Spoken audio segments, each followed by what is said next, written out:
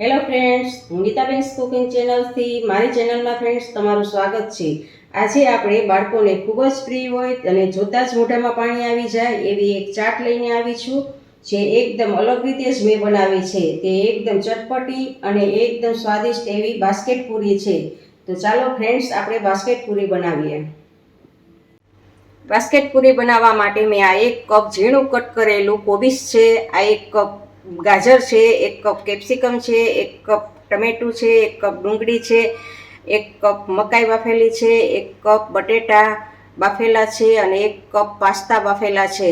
આ ચાટ મસાલો છે, આ ચીલી સોસ છે, આ સોયા સોસ છે, આ ઓરેગાનો છે, આ ચીલી ફ્લેક્સ છે અને આ ઝીણી સેવ છે, આ આંબલીનો પલ્પ છે અને આ ટમેટો કેચઅપ છે અને આ બાસ્કેટ આપણા છે.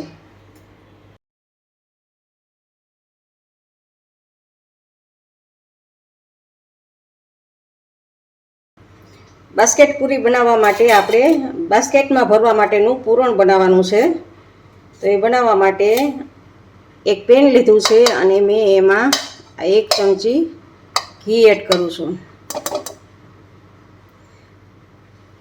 તમે બટર પણ લઈ શકો છો અને ઓઇલ પણ લઈ શકો છો, પણ મેં અત્યારે ઘી લીધું છે.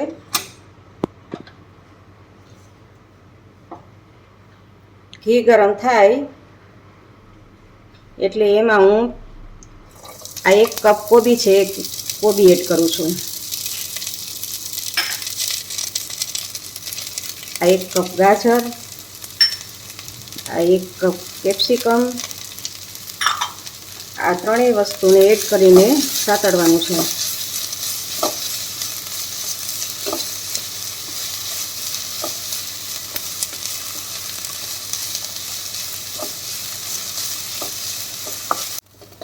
આને આપણે 3 થી 4 મિનિટ આવી રીતે આમ સાતળવાનું છે. અધકચરું સતળાઈ જાય એટલે એમાં આપણે હવે આ ડુંગળીને એડ કરશું. ડુંગળીને ભેગી આમ સાતળવાની છે.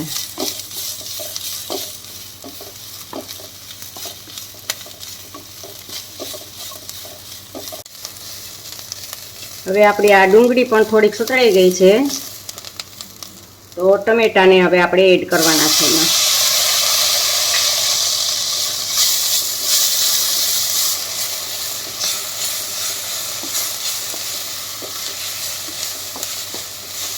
થોડાક ટમેટા સોફ્ટ થાય જ્યાં સુધી આમ સાતળવાનું છે.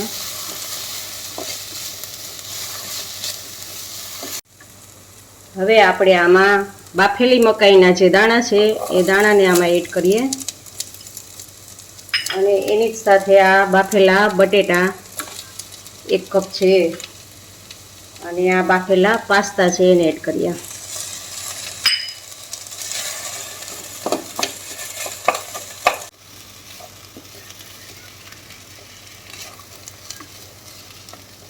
આ બધું જ આવી રીતે આમ સાતળી લેવાનું છે.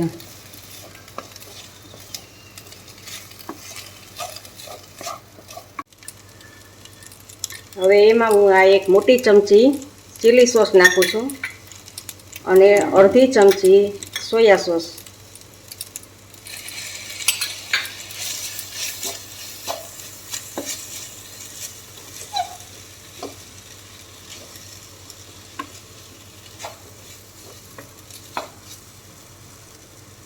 આ ઓરેગાનો છે અડધી ચમચી અને આ ચીલી ફ્લેક્સ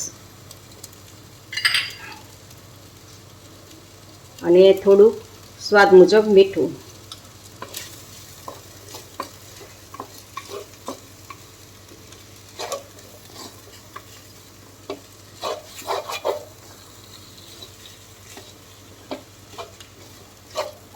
એક થી 1.5 મિનિટ આને આવી રીતે આમ સાતળવાનું છે એટલે બધા જ મસાલા અંદર મિક્સ થઈ જશે.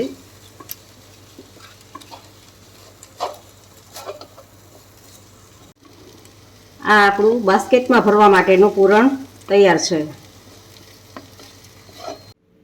બાસ્કેટ પૂરીની મેં આ બાસ્કેટ પૂરી રેડીમેડ તૈયાર મળે છે, એ જ બજારમાંથી લીધી છે અને આ આપણી ખાલી બાસ્કેટ પૂરી છે. હવે આપણે આ બાસ્કેટમાં પૂરણ ભરવાનું છે. ચમચીની મદદથી આમાં આપણે એક એક ચમચી પૂરણ ભરતું જવાનું છે. આપણી બધી જ પૂરીમાં પૂરણ ભરાઈ ગયું છે. તો હવે આપણે ઉપરથી સેવ આવી રીતે આમ ભરીએ.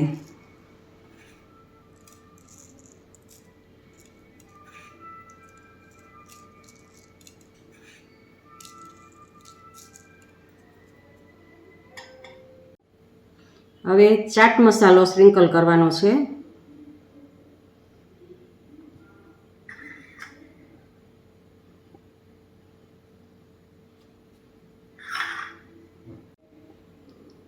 હવે ઉપરથી આપણે આ ટોમેટા કેચઅપ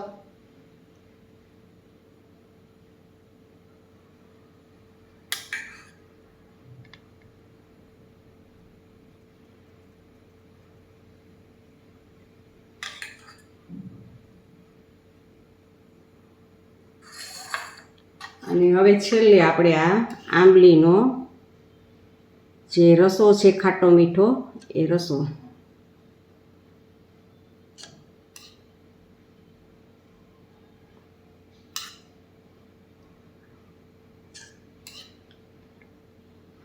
તો આપણી આ બાસ્કેટ પૂરી તૈયાર છે. ફ્રેન્ડ્સ, તમને મારી રેસીપી પસંદ હોય તો લાઈક અને શેર જરૂરથી કરજો અને હજી સુધી સબસ્ક્રાઈબ ના કર્યું હોય તો ફ્રેન્ડ્સ સબસ્ક્રાઈબ કરી દેજો. આવજો, બાય. ફરી મળીએ નવી રેસીપી સાથે.